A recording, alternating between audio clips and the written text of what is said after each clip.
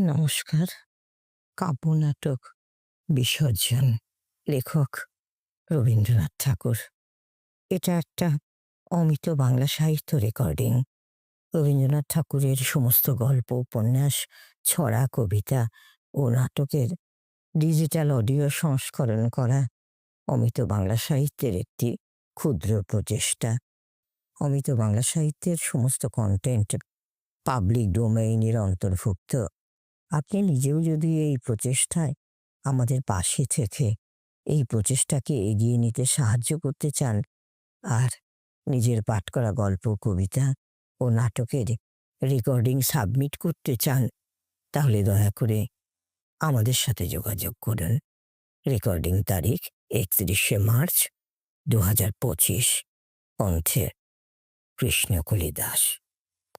নাটকের পাত্রগণ: গোবিন্দমাণিক্য ত্রিপুরার রাজা, নক্ষত্র রায় গোবিন্দমাণিক্যের কনিষ্ঠ ভ্রাতা, রঘুপতি রাজপুরোহিত, জয়সিংহ রঘুপতির পালিত রাজপুজ্যবক, রাজমন্দিরের সেবক, চাঁদপাল দেওয়ান, নয়ন রায় সেনাপতি, ধ্রুব রাজপালিত বালক, মন্ত্রী পৌরগণ, গুণবতী মহিষী, অপর্ণা ভিখারি।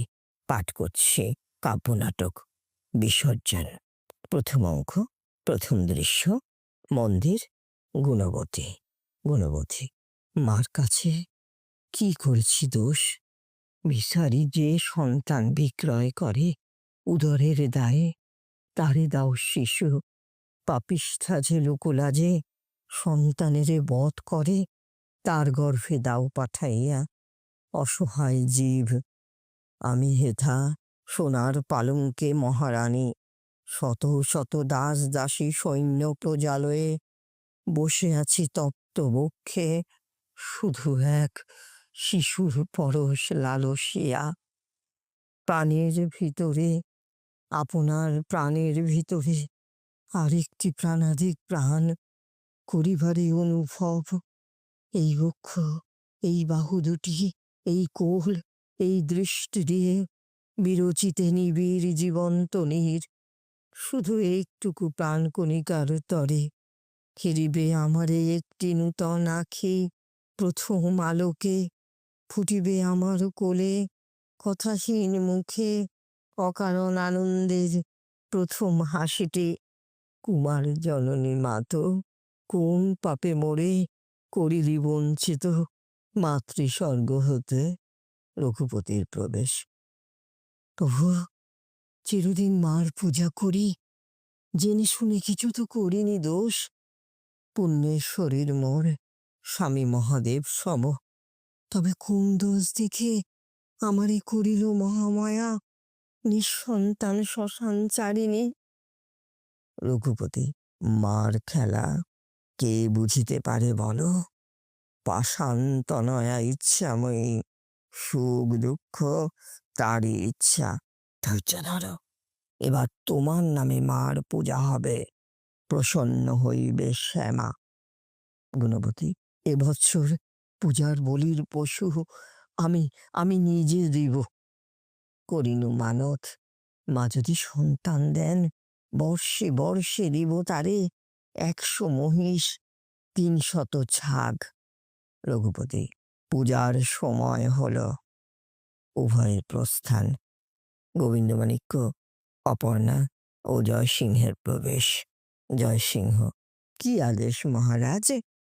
গোবিন্দমাণিক্য: ক্ষুদ্র ছাক শিশু, দরিদ্র এ বালিকার স্নেহের পুত্তলি, তারে নাকি কেড়ে আনিয়াছ মার কাছে বলি দিতে।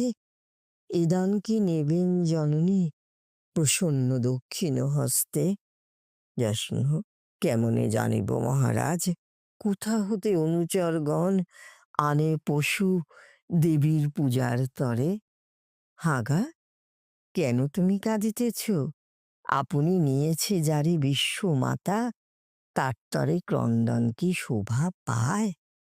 অপর্ণা: কে তোমার বিশ্বমাতা? মোর শিশু চিনিবে না তারে। মারা শাবক, জানে না সে আপন মায়েরে। আমি যদি বেলা করে আসি, খায় না সে তৃণদল, ডেকে ডেকে চায় পথ পানে, কোলে করে নিয়ে তারে ভিক্ষা অন্ন কয়জনে ভাগ করে খাই, আমি তার মাতা। জয়সিংহ, মহারাজ, আপনার প্রাণ অংশ দিয়ে যদি তারে বাঁচাইতে পারিতাম, দিতাম বাঁচায়ে, মা তাহারে নিয়েছেন, আমি তারে আর ফিরাবো কেমনে? অপর্ণা, মা তাহারে নিয়েছেন? মিছে কথা, রাক্ষসে নিয়েছে তারে। জয়সিংহ, ছি ছি, ও কথা এনো না মুখে। অপর্ণা, মা, তুমি নিয়েছ কেড়ে দরিদ্রের ধন? রাজা যদি চুরি করে, শুনিয়াছি নাকি আছে জগতের রাজা। তুমি যদি চুরি করো, ও কে তোমার করিবে বিচার?